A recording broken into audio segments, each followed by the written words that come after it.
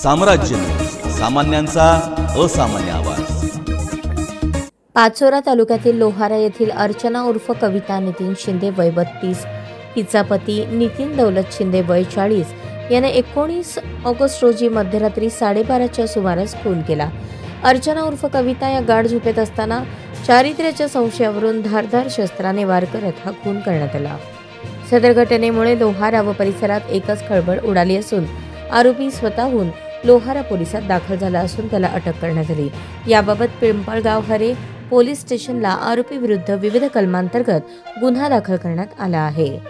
मयत अर्चना व तिचा पती मोलमजुरी करून आपला घराचा चरितार्थ चालवत असत, मात्र पती नितीन दौलत शिंदे हा त्याच्या पत्नीच्या चारित्र्यावर नेहमी संशय घेत असे व माहेरच्यांनी शेत विकले आहे तो त्यांच्याकडून पैसे आणायची मागणी करत असे।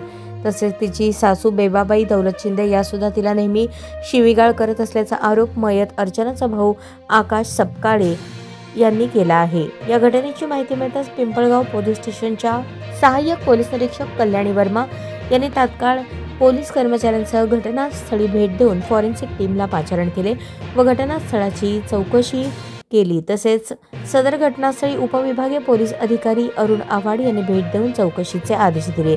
याबाबत मयताचा भाऊ आकाश कडुबा सपकाळे यांनी पिंपळगाव पोलीस स्टेशनला दिलेल्या फिर्यादीवरून पिंपळगाव पोलीस स्टेशनला आरोपी विरुद्ध कलम 103(1) 85 115(2) 352 3(5) प्रमाणे गुन्हा नोंद करण्यात आला आहे। पुढील तपास सहाय्यक पोलीस निरीक्षक कल्याणी वर्मा करत आहेत।